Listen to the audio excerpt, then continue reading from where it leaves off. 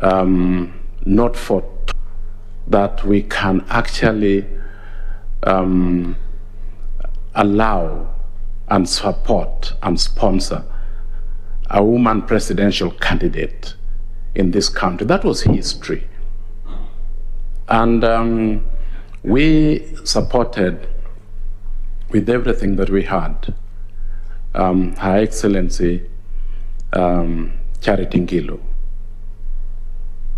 That for us was a big thing, as a big signature, because the fact that Honorable Charity Ngilu vied for a presidential candidate in this country gave women permission to also be part and parcel of a political leadership and competition.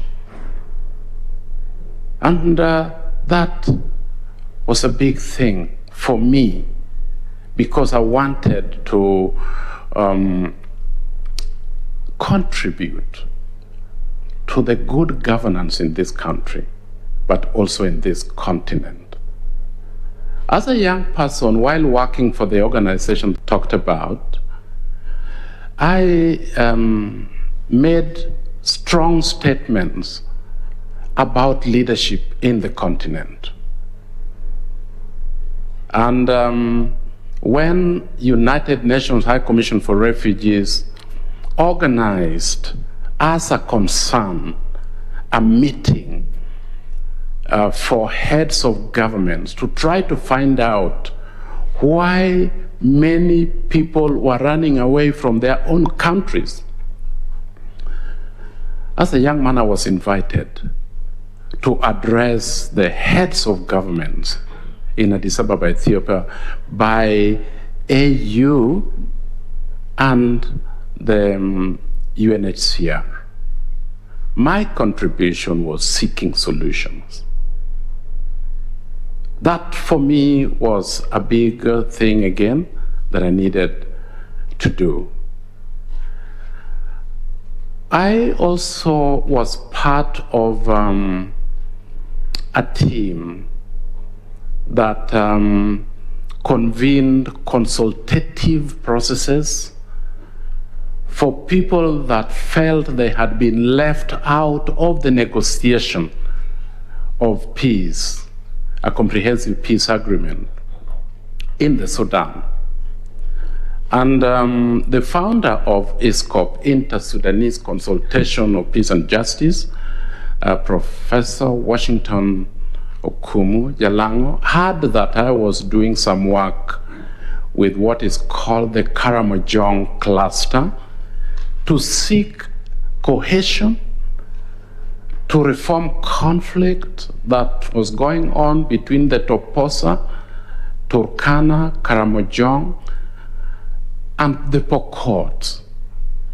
He heard that I was doing this within that cluster and invited me to be part of the team that was handling the negotiations among the Sudanese protagonists.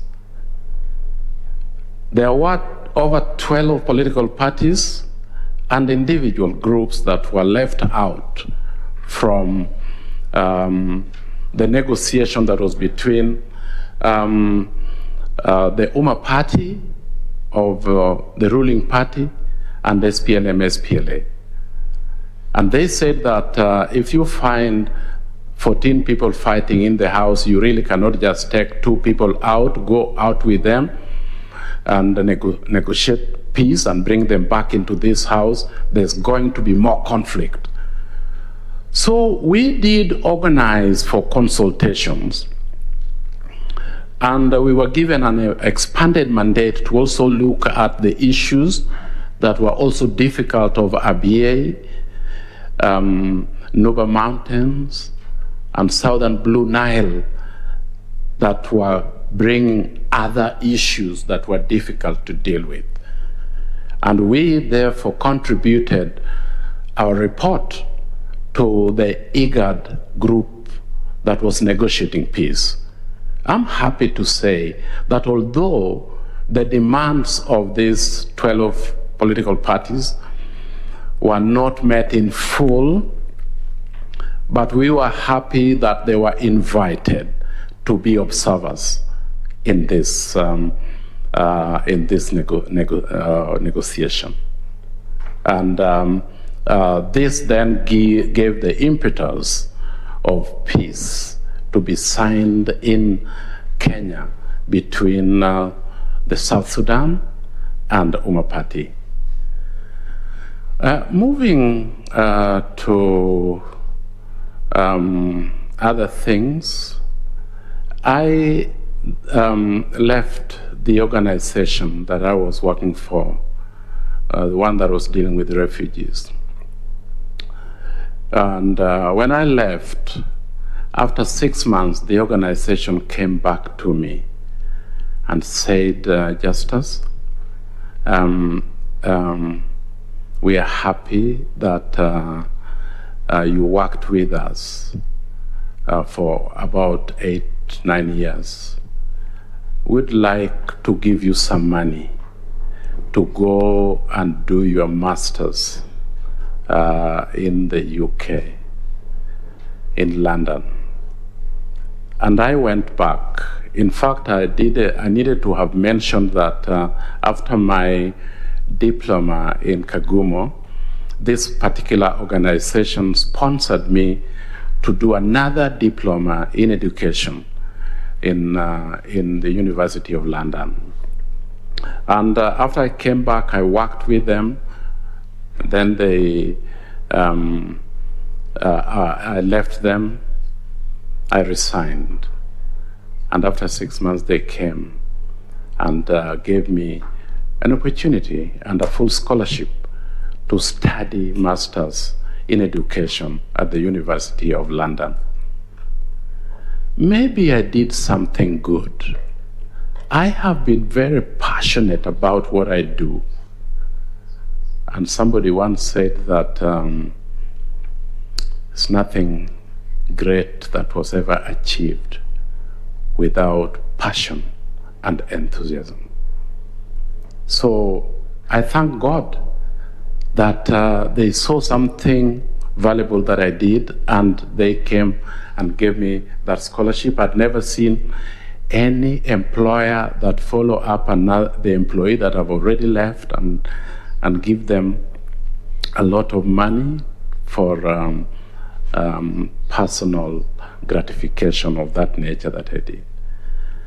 I then, moving quickly to other things, as part of the last conversation that I'm going to have on this, is I was given a chance to start and establish Amnesty International in this country.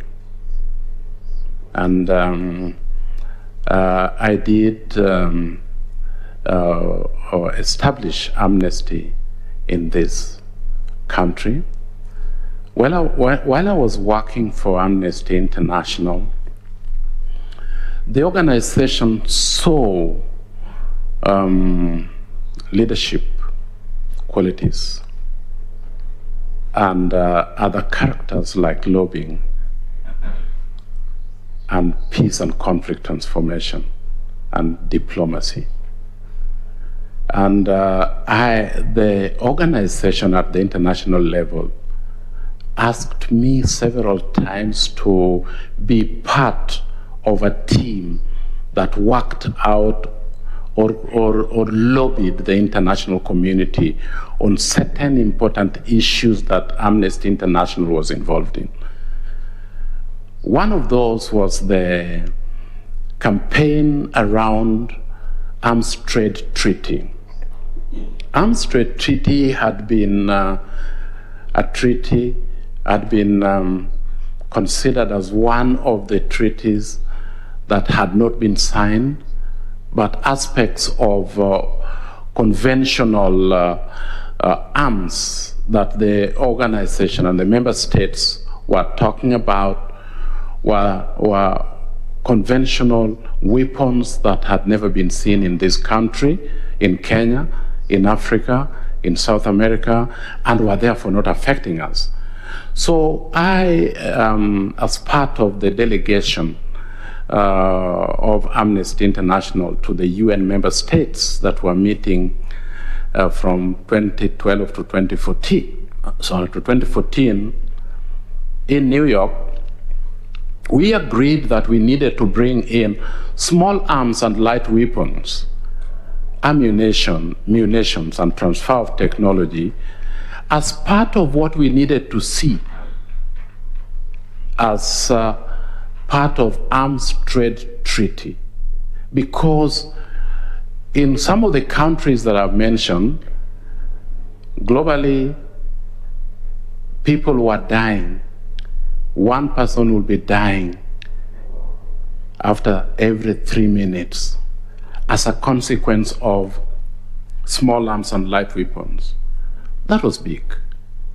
And I'm happy to say that we did make a strong statement and lobbied the member states, and some of them that needed education and information to be able to project our voices had us, and in 2014 we did have a treaty. At the tail end of the Obama administration, Chair, the organization again asked me to go and have a conversation.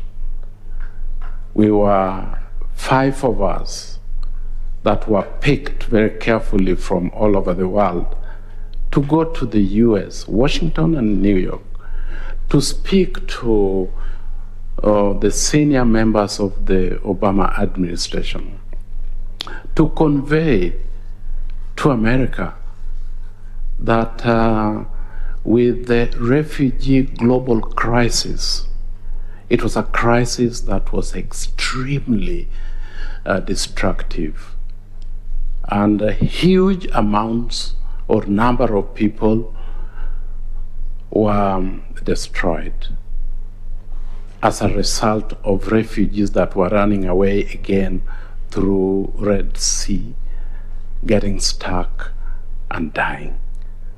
And I'm happy to say, Chair, that we did, our messages were heard and acted upon by the leadership of the US government, and they conveyed this statement to members, the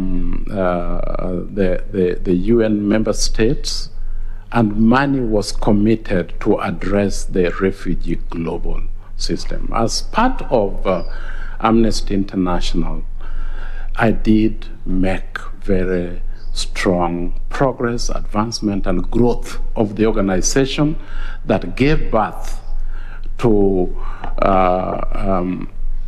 regional offices in Africa, and one was established in Nairobi. This is me doing what I needed to do for the sake of humanity. I considered it a job, a service that any payment could not equal, because my gratification and joy is based on the dignity of the human person. Thank you very much, Chair. Thank you so much, Justice. If you'll allow me just to ask a couple of questions.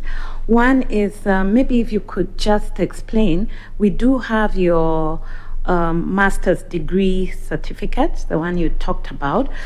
We were wondering if you ever did an undergraduate degree, or maybe just to explain the progression from the diploma to the master's degree. Yes, my university, the University of London, when they admitted me to do another diploma in the university, they considered the diploma that I had acquired in Kagumo Teachers College. And when I did the second diploma, the university, in fact, had indicated that they would like to admit me for the master's degree program. But because I did not join immediately, they still held it. That the 2 years that I did in Kagumo and the 1 year that I did in the University of London qualified me to study to pursue a master's degree in the same area. Thank you so much. Justice, are you a registered voter? Yes, I am a registered voter, and previously I was voting in Karen South Sea, but then I transferred my vote in 2017 to Hotel Primary School in Kabondo Kasipul constituency, Homa Bay County. Thank you so much, Justice. I'll now request Mr. Morris Kimuli to ask you a few questions. Thank you. Thank you, Madam Chair.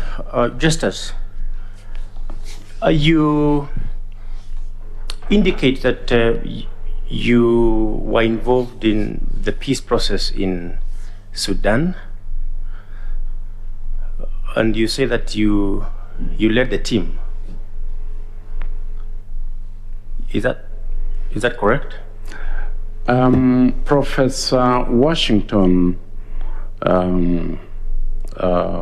Delango led the team, and I worked with him closely as part of the team that was working on the issues of conflict. I'm looking, sir, at your application. You say on governance and negotiations, you say, as the head of Inter-Sudanese Consultations on Peace and Justice Secretariat. What does that mean? I was the head. I was the chief executive officer of Inter-Sudanese Consultation on Peace and Justice. But you say then you are not the head of the peace negotiation mission. You are head of the secretariat. Head of secretariat then will sit with the negotiator because I was invited majorly also for that, based on the work that I was doing on the issues of peace in the Karamajong cluster. That is the reason that, in fact, attracted a professor to invite me to work with him on that.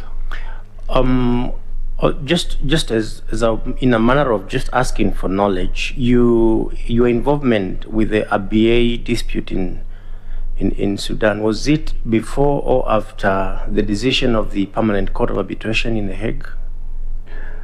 No. It was particularly before, because we were dealing with issues that were emerging from Abyei. I get it. Yeah, I get it. Yeah. Now, with your involvement in matters of refugees, and I have listened to your background, quite impressive, with your involvement with matters of conflict and refugees, if you draw a parallel with the situation in Kenya, you know since 1992 we have had instances of disputed elections. We have had instances where people have been internally displaced, sometimes leaving what they call home and going far away to live in shelters for internally displaced persons. What would you say is the legal framework that would permit Iebc to allow internally displaced persons the right to vote, considering that those people may have been uprooted from the place they call home, and from the people they recognize as leaders, and the cultural ties? What would you say? I would say that refugees, internally displaced people, they have rights, particularly those that are displaced in country. Although they have run away from their homes, displaced, unfortunately, but they still enjoy the right to vote. And they still enjoy the right to choose people that they want to lead them. Now, I'm looking at the practical aspect of what policy and what law ought to apply. Imagine a situation where you are born in one area, you are entitled to vote for your MCA, you are entitled to vote for your member of parliament, and as a result of election violence, you are uprooted from the people you know where the instruments of your existence are, and you are taken far away, perhaps among us people who do not even speak your language. Will you then say that that right is being exercised properly if I'm compelled to vote for an MCA I do not know, and therefore I cannot vet them, to vote for a member of parliament I do not know, because the camp for the internally displaced persons happens just to be within that constituency? What would you say? It's not fair at all. What do you think would be the policy? You, assuming you are an Iebc commissioner, and these people have a right to vote under our constitution, and the right to vote entails you choosing leaders that you like, and leaders who will perpetuate policy that favors you and is in accord with your aspirations. I will still propose, and very strongly so, that the registration and the transfer of votes or voters could be still given to people that are displaced, because if they are displaced, they don't know anybody or leaders or people that they need to vote, but they can be given the opportunity to transfer the vote to where they would like to vote, or where they know the people that they need to vote for. So I think the IEBC needs to explore ways and means of making it easy for them to express their right to vote. You are here, and I asked you to assume that you are a member of the commission. So you say there is need for policy towards that direction. Do you know what happened with the internally displaced persons when it came to the time of voting in the last election? Do you have an idea? Yes, I do have an idea. It was a very sorry situation. Did they vote? A lot of them did not vote, because I think they also felt very strongly that the leadership did not in any way sensitive to what happened to them. Thank you. I just have a couple more questions for you, and my questions are just intended to examine your general understanding of the law, because I know you're not a lawyer. No, I'm not. But when in your case study, a question was raised about a situation where political parties threatened to boycott an election. Now, just briefly, do you know how political parties are regulated in this country? Yes, I do. Yes, please answer. The political parties are regulated by the registrar of political parties. And that is where they find the organization that will be dealing with their issue. They are registered with the Register of Political Parties. They are regulated under the Political Parties Act. Now, the Political Parties Act says that one of the obligations of political parties, the code, is they have to respect, uphold, and defend the Constitution of Kenya. When you look at that obligation on political parties, do you think political parties have a right to call for a boycott of elections? Yes, they do have a right to call for a boycott of election if they feel very strongly that the process of election is not going to give them a fair environment and equal environment within which to realize the desires that they have. And that is a right that you can actually boycott. But is there, according to you, an alternative legal mechanism of getting Iebc to do what it must do rather than asking people to boycott elections? Absolutely there is, where the tribunal of the political parties have given them a framework. They can actually go through that alternative. Can we work out this before we take the high road of boycotting an election, which is giving people the opportunity to express themselves, but to also elect their own leadership. So for you, your belief is that if there is an alternative to a boycott of elections, it ought to be explored in priority. Absolutely, yes. Okay, fine, I get you. Just a question on technology. You understand that our law requires Iebc to implement technology? What, in broad terms, what kind of technology is supposed to be implemented by Iebc for the purposes of elections? Yes, I do understand about technology, and I think the world right now and in future will majorly be dependent on technology to do a lot of things for us. And I think it is high time that Iebc did employ the use of technology, but also to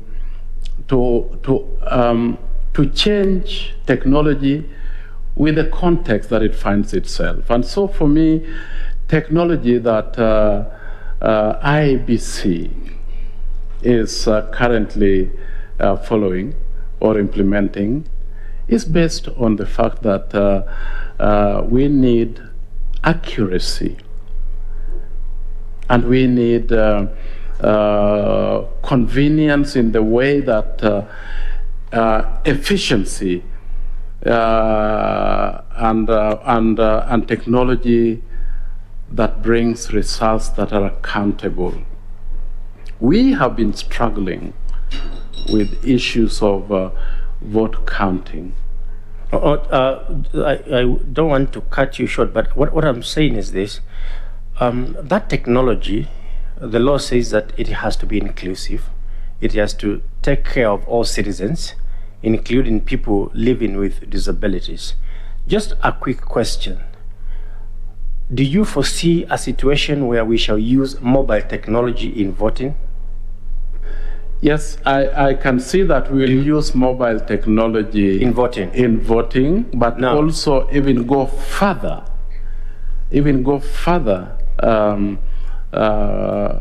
to use. Yeah, that's okay. I get you, because the chair is about to kick me out of this. I just want to confirm. But I've not said what I wanted to say. Let me just guide you so that you can. Okay. So if we use mobile technology or an advanced level of mobile technology, do you think it will include the elderly? Because the requirement is that technology ought to be inclusive. Do you think it will include the elderly? And do you think it will also include the illiterate? You know how mobile technology works. You need an advanced gadget. You need to be able to read and write. You need to be able to be well informed. Do you think if we go the mobile way, it will be inclusive? I think not necessarily entirely, because there are some people that will still be very intimidated by technology, by the use of technology. So maybe that might not necessarily be 100% inclusive. Thank you very much. Thank you very much, and all the best. Thank you very much, Madam Chair. Thank you. Thank you so much, Mr. Kimuli. I'll now request Dr. F.S. Abdallah to ask you a couple of questions. Thank you, Madam Chair. Mr. Nyagaya, first and foremost, congratulations on the good job on humanity. Thank you, sir. My PhD is in humanity, so I feel proud. Oh, Thank you. thank you. Right. Mr. Nyagaya, the foundation to governance is the action of the individual. Foundation to governance is the action of the individual. These actions are guided by a person's personal moral stance, right? In reference to that statement which you have made, please elaborate the characteristic, according to your well-versed experience, that are important in development of one's personal moral stance. Are we together? Yes, we are. Please do. Yes, I'm glad that you have said that it is based on an individual, because the sum total of individual is a whole population. And if we do have moral standards, ethics, values that brings dignity to humanity, I think it needs to start with the individual. And I want to give an example of what I heard recently about the Japanese. They bring up their children to dignify people with the way that they speak and what they do. And because a culture has been formed around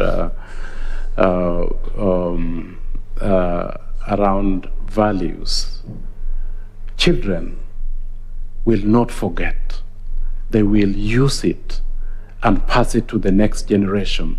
And it becomes a culture of respect, a culture of dignity, a culture of value. So I think that it is important that this is moved forward. Thank you, Mr. Nagai. The Japanese culture is actually in participation, consensus-oriented, accountability, transparency, and responsibility. Yes. Which I think some of us, unfortunately, in short, is the upbringing, and the culture is very important to one's moral stance. Are we in agreement? Say that again. I'm saying the upbringing and personal upbringing and moral obligation towards what you do is very necessary on a personal basis. It is absolutely We necessary. don't learn these things normally from universities. No, Thank we you. don't. Thank you. Mr. Nagaya, please tell this panel your opinion as to what external factors are affecting the operation of the Commission and how you will deal with them if you become one of the commissioners. Yes. I see you smiling. I think you're waiting for this, isn't it? Please. Yes. Some of the external factors will be the interference by the political class. The Iebc is carrying out a very powerful or an exercise that embodies the acquisition of power. And obviously, if not checked,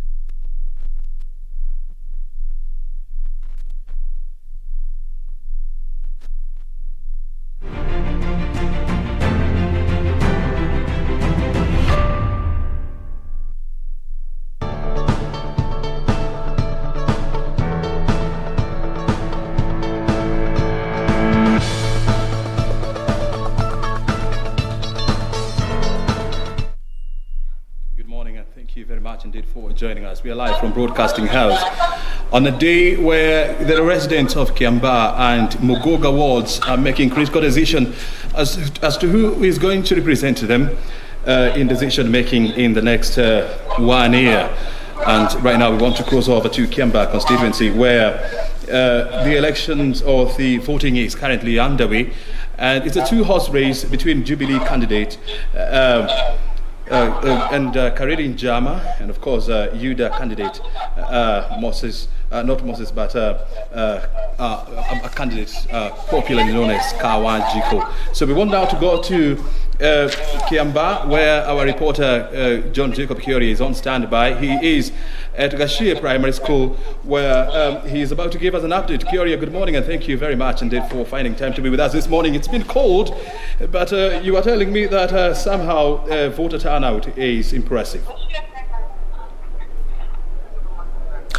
Thank you very much, Brian Kimani. The voter turnout is quite impressive. When you look behind me, the number of people who've queued up, this is not reminiscing of a by-election, because in normal by-elections, the turnout is at 30 or at most 40%. What we are seeing here is that the number could actually go higher than 40%, and it could end up at 50-55%, the number of voter turnout. And we are at Gashie Primary School, like you've rightly pointed. This is a voting center where the Jubilee candidate Kareri Njama will be voting in Gashie, again one of his strongholds. But before we continue, Brian Kimani, I would want to interview one candidate here who is called Gashie. He has some few things to point out. Kindly introduce yourself. I am Evans Gashie, one of the aspiring candidates, and I've gone through the stations and I'm seeing there is a lot of peace. The only concern is I have seen chiefs have been put at strategic positions. And at one point, there was some complaint that they were talking to the voters and trying to influence them towards the... Who said that? Some of the candidates who had already voted, they said there was some influence that was coming from the chief, especially at Muthurwa.